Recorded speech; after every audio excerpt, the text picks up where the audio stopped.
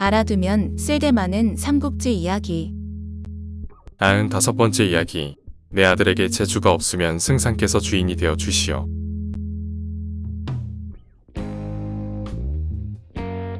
한편 백지성의 유비는 병을 얻어 영왕궁에 몸져 누워 있었습니다.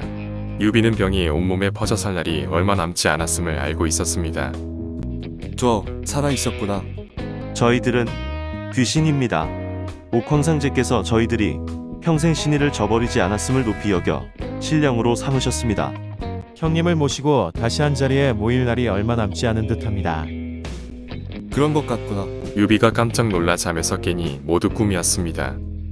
날이 밝는 대로 성도로 사람을 보내 승상과 상서령 이영을 부르도록 하라. 사자는 급히 성도로 달려가서 소식을 전했습니다.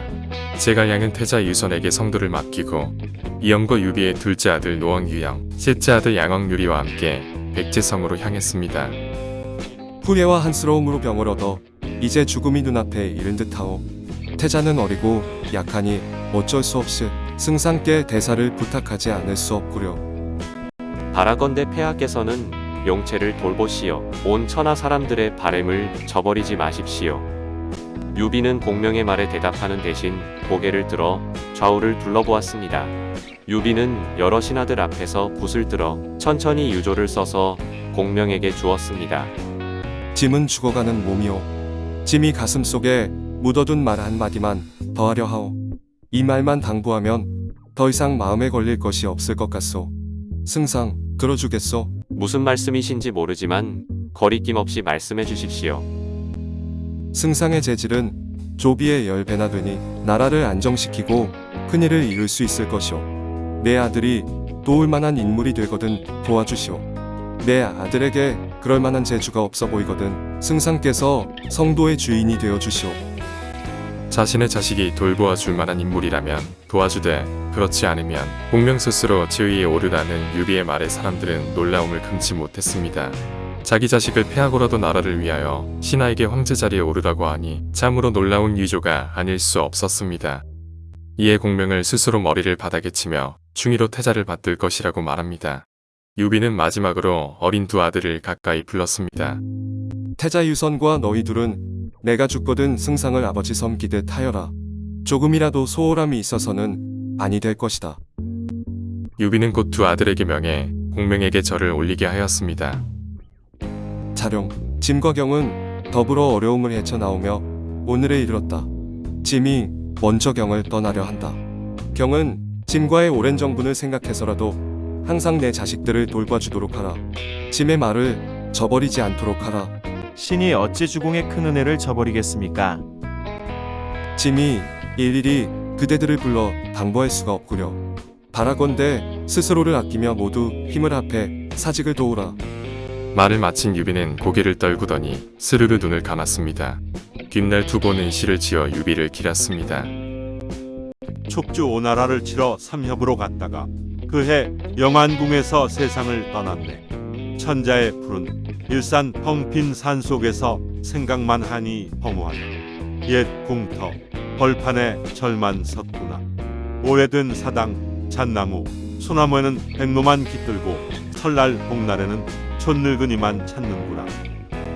유비가 세상을 떠나자 모든 문무관원들은 하늘이 무너지는 슬픔으로 침식을 잊었습니다.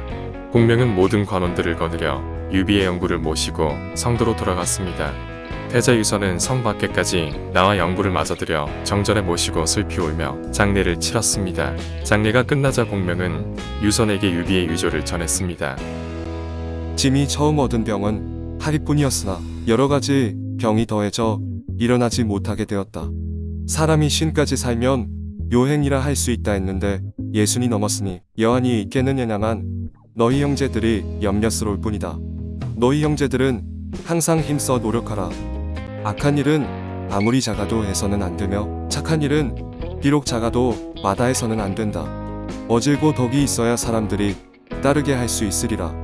너희들의 아비는 덕이 없는 사람이라 본받을 바 못되지만 모든 일은 승상께 의논하고 섬기기를 아버지처럼 하라. 섬김을 소홀히 해서는 안 될 것이니 가슴에 새겨두도록 하라.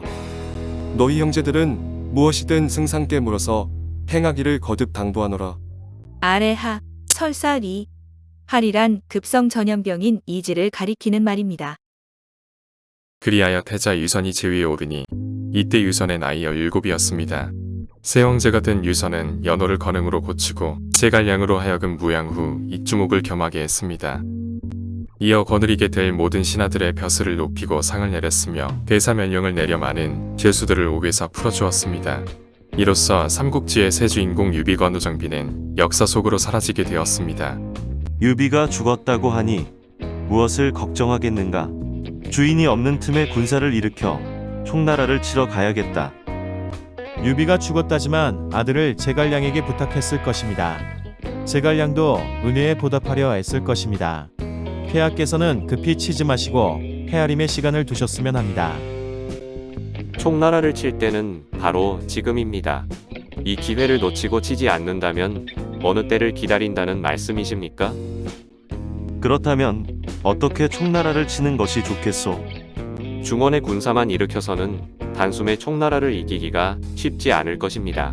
5갈래로 대군을 일으키시어 사방에서 한꺼번에 덮치도록 하십시오. 5길이라 함은 어디를 말하는 것인가? 요동의 선비국왕 가비능에게 직서를 전하십시오. 매물로 달래 요서의 강병을 일으키게 하여 물길로 서평관을 치게 하는 것이 첫째 길의 군사가 됩니다. 다음은 사신을 남만으로 보내십시오. 역시 직서와 뇌물로 달래 만왕 맹획에게 입주, 영창, 장가, 월전을 치게 하십시오. 그곳 내 고을이 바로 서천의 남쪽이며 그곳으로 향하는 군사가 두 번째 길의 대군입니다. 나머지 3갈래 군사는 어디로 보내야 하는가? 세 번째 길은 오나라로 통합니다. 동호의 손권을 달랜 후 양천 사이의 골짜기로 쳐들어가 부성을 빼앗으면 됩니다. 다음은 총나라에서 투항한 맹달에게 서쪽으로 한중당을 치게 하는 것이 네 번째 길입니다. 5번째 길은 대장군 조진을 대도독으로 정면으로 서천을 치는 것입니다. 5길로 50만 대군이 진군한다면 제갈량도 막아낼 수 없을 것입니다. 이미 조조시대의 공신인 장력, 서왕 등의 장수들은 여로에 책봉되어 기조, 서주, 청주, 합비 등 주요 길목을 지키고 있어 부를 수 없었습니다. 무신들이 황제로부터 떨어져 있어 조조 이래 올해 문관으로 지내온 사마이가 제주를 펼칠 수 있게 되었습니다. 이후 사마이에 대한 조비의 믿음은 한결 두터워졌습니다. 그 무렵 총나라도 유선이 지위에 오른 뒤 옛 신하들 가운데 늙고 병들어 죽는 이가 많아 나라 안팎을 돌볼 사람이 부족하였습니다. 그래서 처리할 문서들이 늘 쌓여 있었습니다. 따라서 조정의 법령을 만드는 일에서부터 양곡과 돈을 관리하는 일, 백성들의 다툼을 처리하는 일까지 모두 제갈량의 책가를 거쳐야 했습니다. 말을 제, 오를 가. 제가란 어떠한 안건을 결재하여 허가하는 것을 말합니다. 승상, 아직 폐하께서 황후를 세우지 않으셨는데 하루라도 빨리 황후를 세우는 것이. 공명은 여러 신하들을 거느리고 유선의 앞으로 나아갔습니다. 돌아가신 거기 장군 장익덕의 따님이 매우 어질고 정숙하다 합니다. 나이도 마침 17이니 정궁 황후로 맞으시는 것이 어떻겠습니까? 유선은 공명의 말을 받아들여 장비의 딸을 황후로 맞았습니다. 아흔 6번째 이야기. 육손의 헤아림이 참으로 귀신 같구나로 이어집니다.